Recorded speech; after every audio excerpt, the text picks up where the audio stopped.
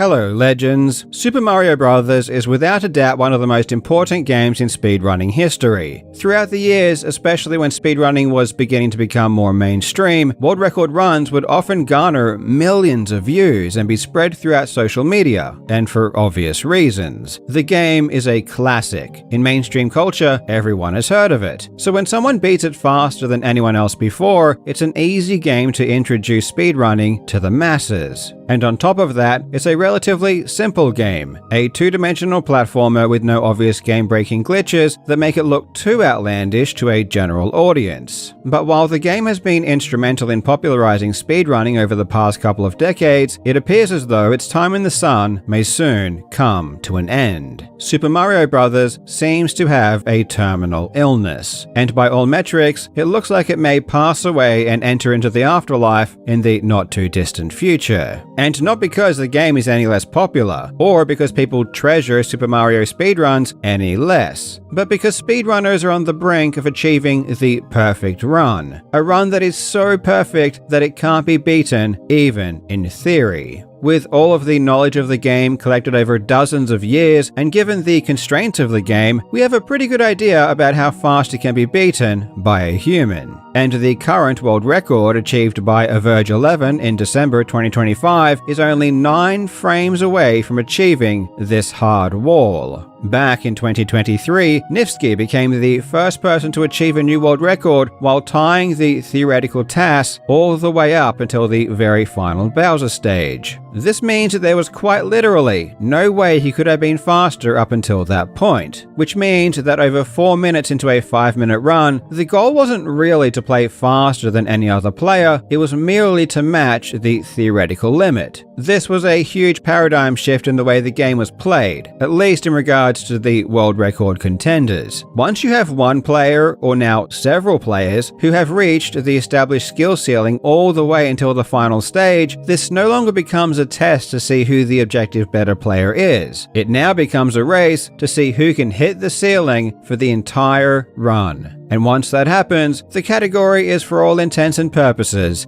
dead. And I don't mean dead in the "this run was so amazing no one could beat it" kind of way. I mean dead in the "this run perfectly executed every known strategy to save time, so even in theory, it just cannot be beaten" kind of way. And without some kind of new breakthrough, this very well may be the fastest this game will ever be beaten. And when that happens, saying Super Mario Bros. Is dead might end up being a true statement. And right now, it seems like this doesn't seem like a question of if this will happen, it's a question of when. Though exactly how long it would take before this perfect run is achieved is hard to predict. As it stands, there are 2 runners who have PBs on the rankings that have perfect runs up until the final stage, Verge11 and Nifsky. So technically, as of right now, only these 2 players could even potentially execute a perfect run. But in order to do so, they would need to combine both a perfect run up until the last stage and then execute that last stage perfectly. And this is where things get exponentially more difficult, because while only 2 players have perfect runs up until 8-4, only 3 players have even performed a perfect 8-4 by itself. And if you know anything about individual level speedruns, this automatically tells you just how insane it is. With individual level speedruns, you get to keep playing the same level over and over and over again without pause. You don't need to play the entire game just to reach back to that same point, which would be especially inconvenient given that 8-4 is the final stage. So even with the ability to play 8-4 over and over and over again, still, only 3 people have ever done it perfectly. And the reason this is the case is because 8-4 is by far the hardest level to do perfectly. The thing that really separates 8-4 from every other level is that the frame rule does not apply. In all of the previous levels, because of the frame rule, which results in the level only allowing you to progress every 21 frames, you don't always need to be perfect. And even if you lose a frame here or there, you can still make the same frame rule and not lose any time. But on 8-4, the timer stops on the exact same frame as you hit the axe to collapse the bridge, which means there is is no frame rule, and thus every single frame that you might have lost throughout the level is a frame lost on your resulting time, which means the flexibility to play imperfectly like some other levels is completely removed. On top of this, while most levels only have 1 or 2 difficult tricks in total, for example the flagpole glitch, 8-4 has at least 6 extremely difficult frame-perfect tricks that need to be performed. A trick called fast acceleration. I will let Cosmic explain how fast acceleration works. In this game, Mario accelerates at various different speeds, depending on what he's doing. Speeding up on the ground, slowing down on the ground, speeding up in the air, slowing down in the air, they're all different. And his acceleration behind him in the air is actually faster than his acceleration forward on the ground.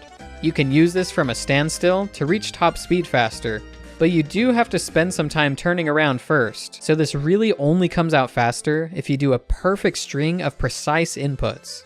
Those inputs are left to turn around, let go of left on the next frame so Mario stops moving, right plus jump on the next frame to do a backwards jump, and then release jump immediately so Mario can land from the jump as soon as possible. Any variation, like holding left too long, too many frames of neutral in the middle, pushing jump on the wrong frame, jumping too high, they all mess it up. But yeah, if you nail those inputs perfectly, you get a fast accel which can save a couple of frames. Fast acceleration definitely works, it's definitely faster, but up until the last few years, it hasn't been that prevalent in speedruns. Normal levels have a start and an end. They are very simple, and for almost the entire time, Mario is just running at full speed. So even if you needed to do a fast acceleration at the very start of a level to make it in time to catch an earlier frame rule, you would only need to do it once. But 8-4 is very different to other stages, because you go down multiple pipes, enter many different rooms, and therefore need to accelerate from a dead stop many times. And then of course we have other frame or pixel perfect tricks like the pipe jump and the turnaround in the turnaround room. So in a nutshell, 8-4 is the most difficult level to do perfectly. I mean, just listen to how excited Lukuki was when he was the first person in history to match the task time on the level back in 2022. Oh my god!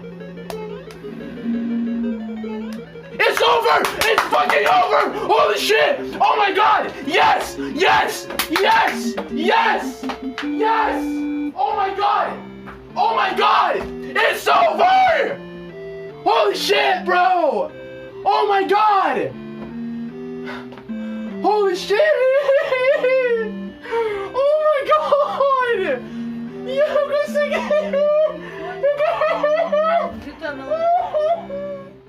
So in 4 years since then, only 2 more people have matched his achievement. I can tell you from my own experience in GoldenEye full level runs, you would never expect a player to get an individual level world record in the course of a full game run. That would be ridiculous. And the fact that only 3 people have ever done a perfect 8-4, even within the context of individual level speedruns, tells you that this is much more difficult than perhaps even getting a full game run to 8-4 to begin with. Although, this seems to be changing. For full game runs, tricks like the flagpole glitch and the bullet bill glitch have been practiced by players for at least a decade, so that's a very long time for players to get a good understanding of how to perfect those techniques. But it was only in 2022 that Lukuki first achieved his historic perfect 8-4, which is relatively recently. And because in full game runs, there was still another frame rule to save in 4-2, which is easier to achieve than a perfect 8-4,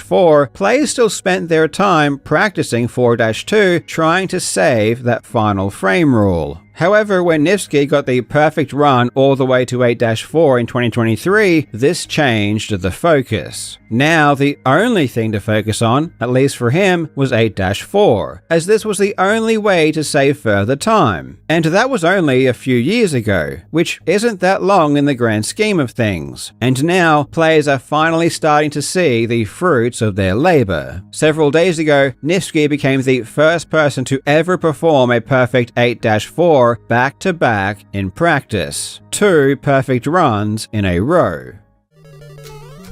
I got it. Back-to-back tasks on OG ROM.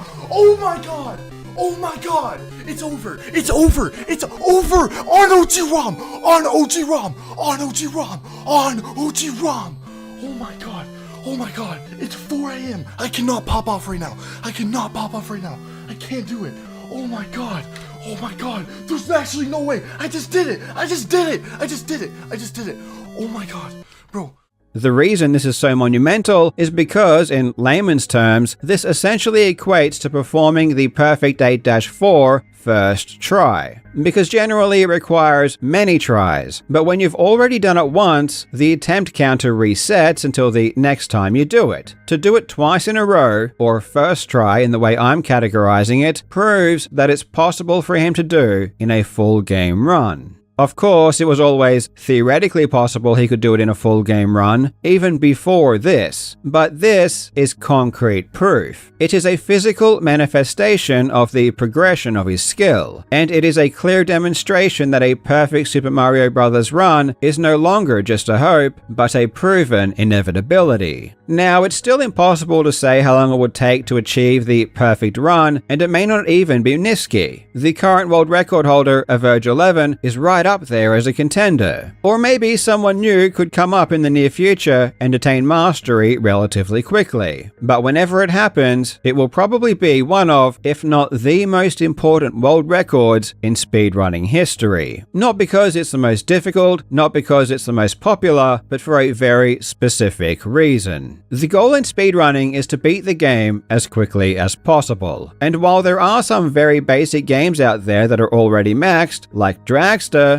Super Mario Bros. Is different. It's one of the most popular games of all time. It's one of the most important games of all time, not just in popular culture, but even in speedrunning. And it has a long and storied history in this niche. We have seen some of the most famous speedrunners come and go within this game. We have seen strategies go from being considered tasks only to looking as if they are relatively easy. This game has been honored by speedrunners for over 20 years with their time and energy and passion. And when this game satisfies the ultimate goal of speedrunning, to beat a game as fast as humanly possible, it will be a culmination of that entire history. And in my opinion, it will be one of, if not the most important and meaningful moments in all of speedrunning.